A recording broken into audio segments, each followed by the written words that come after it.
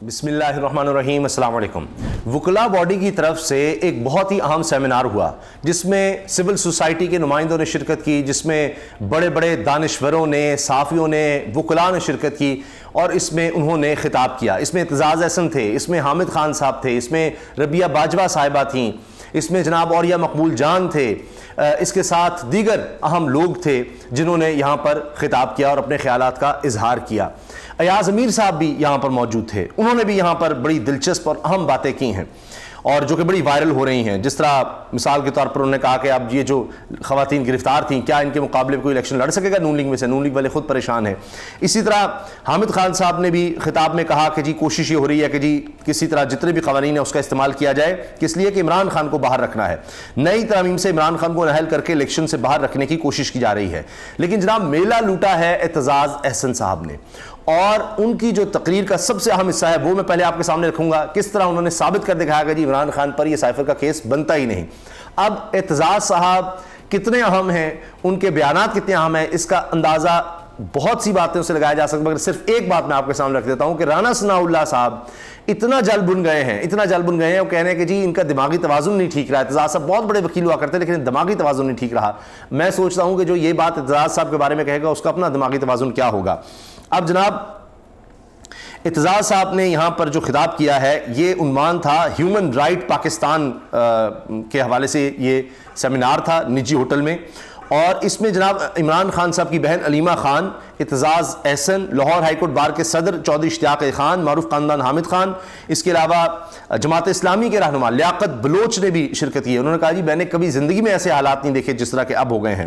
ایاز امیر صاحب نے اور یہ مقبول جان صاحب نے شرکت کی ہے اور اس میں انہوں نے اپنے خیالات کا اظہار کیا ہے۔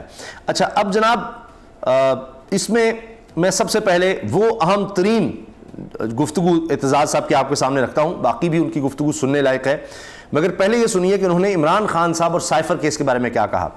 اپنے خطاب میں اعتزاز صاحب نے کہا قیدی نمبر 804 پر جو 2-3 مقدمات ہیں ان کی حقیقت ہے کیا؟ سائفر کیس دیکھیں، بڑا چرچا ہے سائفر کا، راز افشاں کر دیے جیسے معلوم نہیں نیوکلیر سیکرٹ دے دیے ہوں۔ آپ دیکھیں سائفر ایک مراسلہ ہوتا ہے جو زیادہ تر دفتر خارجہ اور وزارت خارجہ کا طریقہ ہے کمیونیکیشن کا۔ اس میں کوڈ آ جاتا ہے اور ہر 3 ماہ بعد کوڈ بدل جاتے ہیں، اور اگر بہت ہی کوئی خفیہ بات ہو تو ایس او پی کے مطابق سائفر پھر ہاتھ سے لکھا جائے گا، سامنے کوڈ بک رکھتے ہوئے کون سے لفظ کی جگہ کون سا لفظ رکھنا ہے، پھر سب ہاتھ سے لکھنا ہوگا، مشین سے ٹائپ نہیں ہوگا۔ اب یہ سائفر ویسا نہیں تھا، اس میں کوئی ایسی حساس بات نہیں تھی۔ اس میں تو کہا گیا کہ ڈونلڈ لو امریکہ کا بڑا سفارتکار ہے اور اس نے پیغام دیا وزیر اعظم یا اپوزیشن کو کہ اگر آپ وزیر اعظم کو ہٹا دیتے ہیں تو ہم آپ کے گناہ معاف کر دیں گے، لیکن اگر نہیں ہٹاتے تو ہم سے کوئی توقع نہ رکھیے گا۔ یہ بات من گھڑت نہیں، سائفر کی تصدیق تو نیشنل سیکورٹی کمیٹی نے بھی کی ہے، جس کی ایک بار صدارت قیدی نمبر 804 اور دوسری بار صدارت جناب محترم شہباز شریف نے کی۔ دونوں بار سائفر کو درست تسلیم کیا گیا، دونوں بار ہدایت کی گئی کہ دفتر خارجہ کو کہ امریکہ سے احتجاج کرو، یعنی دونوں دفعہ کہا گیا کہ امریکہ سے احتجاج کرنا ہے۔ اس کا مطلب ہے کہ سائفر میں پیغام یا مندرجات ہیں جو درست ہیں، تبھی تو کہا گیا کہ احتجاج کرنا ہے۔ تو جو بات سائفر میں تھی وہ حقیقت تھی، اس لیے کہا جی احتجاج کریں، یہ غلط ہے، پاکستان کے خلاف ہے یہ چیز۔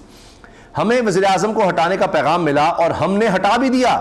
آپ ہماری غلامانہ ذہنیت دیکھیں، ہم کہتے ہیں مہاراج آپ قیدی نمبر 804 سے ناراض تھے اور اس سے آپ کو شکوے تھے، یہ آپ کی بات نہیں مانتا تھا۔ مہاراج ہم نے صرف ہٹایا ہی نہیں، ہم نے تو پنجرے میں بھی بند کر دیا ہے، ہم نے کیمرے لگا دیے ہیں، ہم نے اس کے بستر اور بیت الخلاء کے درمیان کوئی جگہ ہی نہیں چھوڑی۔ آپ نے کہا تھا ایک تھپڑ مارو، ہم نے تو سر قلم کر دیے ہیں۔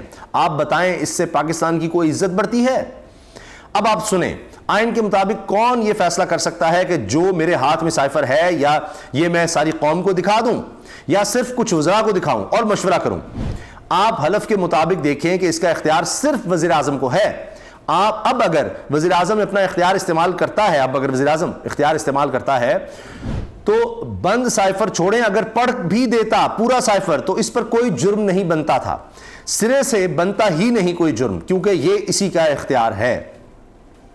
اب جناب یہ بات بہت زیادہ ہائی لائٹ ہو رہی ہے، اعتزاز صاحب کی یہ باتیں اب ہر جگہ سوشل میڈیا پر شیئر ہو رہی ہیں، اور اس کے علاوہ میں آپ سے عرض کر دوں کہ جناب دیگر لوگوں نے بھی خطاب میں بہت یعنی باتیں ایسی کی ہیں جو سخت بھی ہیں.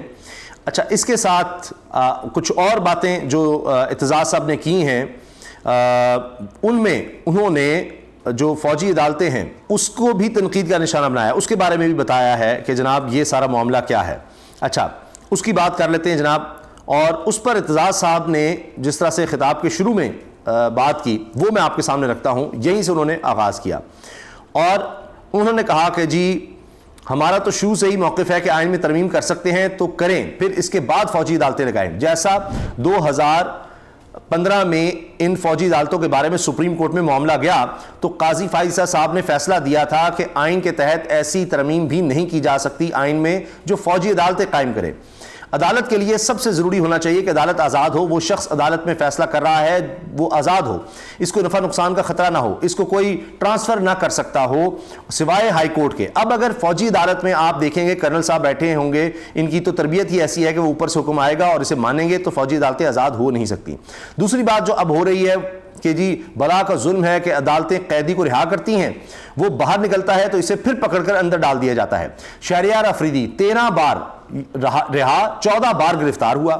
ایسے کتنے ہی نام ہیں, لینا شروع کر دوں تو وقت کہاں سے کہاں چلا جائے, وقت ختم ہو جائے گا, نام نہیں ختم ہوں گے. یہ آئین کے ساتھ گرونا مذاق ہے. اب تو لگتا ہے فیصلہ ہو چکا ہے کہ عدالتوں کو بے توقیر کرنا ہے, بے وقار کرنا ہے. جج کہتا ہے کہ کسی نے گرفتار نہیں کرنا, کوئی ایجنسی گرفتار نہ کرے, اگر کرنا ہی ہے تو پہلے ہمارے پاس آئیں گے آپ لوگ.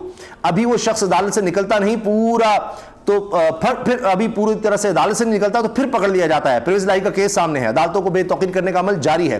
جتنے موقع سابق چیف جسٹس عمر پرتاپ بندیال صاحب کو ملے انہوں نے اس سے کچھ حاصل نہیں کیا, ورنہ جیسے یہ مجمع لے کر کنٹینر لے کر سپریم کورٹ کے باہر کھڑے تھے اور جیسے نعرے لگا رہے تھے اپنی حکومت کے ہوتے ہوئے, اور یہاں تک کہ گالیاں بھی دے دیں ایک طرح سے, مگر معلوم نہیں سپریم کورٹ نے اس معاملے میں بھی درگزر سے کام لیا. اس کے بعد تو وہ کھل گئے. سپریم کورٹ نے حکم دیا 14 مئی کو الیکشن کراؤ, لیکن انہوں نے صاف کہا نہیں کرانے ہم نے. یہاں تک کہا گیا جب ہم عدالت کو ہی نہیں مانتے تو فیصلہ کیوں مانے, ایسے کام نہیں چلے گا, ایسے آئین و ملک نہیں چلتا. پاکستان کی سرزمین اور سرزمین بے آئین بنا دیا گیا ہے, آئین کا کھلواڑ بنایا جا رہا ہے. 2023 میں آئین کی 50ویں سالگرہ تھی اور اسی سال ہم نے آئین کے چیتھڑے کر ڈالے. اور اس کے بعد جناب وہ سارا سائفر والا جو ہے انہوں نے وہ سارا بتایا اور سمجھایا. اور جناب پھر آپ یہ دیکھیے کہ عمر تا بندیال صاحب کے حوالے سے انہوں نے کیا کہا ہے کہ جناب عمر تا بندیال صاحب اگر کچھ کر جاتے تو ہمیشہ ان کو یاد رکھا جاتا. اور کہا کہ جناب اب تو یہ ہے کہ ان کے آگے 10 نسلیں تک کہہ رہی ہوتی کہ جی ہم عمر تا بندیال کی نسل میں سے ہیں. یعنی یہ بات اعتزاز صاحب نے کہی, لیکن کہا یعنی ان کو تنقید کا نشانہ بنایا کہ وہ جاتے ہوئے ایسا فیصلہ نہیں کر کے گئے جو ان کو کر کے جانا چاہیے تھا. یہ میں آپ کو سنوا بھی دیتا ہوں. انہوں نے کہا کہ جی برا کا ظلم ہے کہ عدالتیں قیدی کو رہا کرتی ہیں تو اس کو پکڑ کے اندر ڈالا جاتا ہے. وکلا اپنا لوہا پہلے بھی منوا چکے ہیں, اب بھی منوائیں گے انشاءاللہ. سابق چیف جسٹس عمر تا بندیال اگر ایک فیصلہ کر جاتے تو اس کی 10 نسلیں کہتی کہ ہم بندیالی ہیں اور ہمارا جو بڑا ہے وہ عمر تا بندیال تھا. تو یہ انہوں نے بات کی, یہ دیکھیے گا. ایک قیدی کو وہ باہر نکلتا ہے اور اس کو پکڑ کے پھر اندر ڈالتے ہیں. وکلا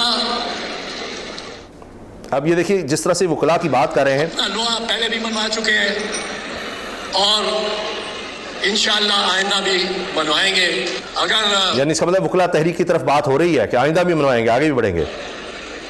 سابق چیف جسٹس عمر تا بندیال صاحب نے ایک فیصلہ کر ہی دیا ہوتا کہ آپ کی 10ویں پیڑھی کہتی اسی بندیالی ہونے تے ساڈا بڑکا عمر سی. اور یہ بات انہوں نے کر کے اور سٹیج چھوڑ دی, یعنی یہ انہوں نے آخری بات یہ کی ہے. تو اس سے آپ اندازہ لگائیے کہ کس طرح سے اعتزاز صاحب کھل کر بات کر رہے ہیں. پھر انہوں نے حال ہی میں جی این این پر بات کرتے کہا نواز شریف تو مفرور مجرم ہے, اگر واپس آیا تو سیدھا جیل جانا پڑے گا, باقی کوئی راستہ نہیں ہے. ایک مفرور کو 4 سال بعد ضمانت کیسے مل سکتی ہے؟ اعتزاز صاحب صاف بتا رہے ہیں کہ وہ تو جیل میں جائے گا سیدھا. نواز شریف کچھ بھی کر لے, آئین اور قانون کے مطابق جب وہ واپس آتے ہیں پہنچتے ہیں تو ان کو سیدھا جیل جانا پڑے گا. دیکھیے اور کوئی طریقہ نہیں ہے جی, جیل تو جانا پڑے گا. اب یہ دیکھیے اعتزاز صاحب کھل کر واضح طور پر ہر چیز بتا رہے ہیں, ہر بات کر رہے ہیں, میدان میں کھڑے ہیں. اور جناب اسی لیے جناب وہ اتنی نون لیگ میں پریشانی کہ اعتزاز جو ہے ہمارا سارا کھیل بگاڑ رہا ہے. اجازت دیجیے, اللہ حافظ.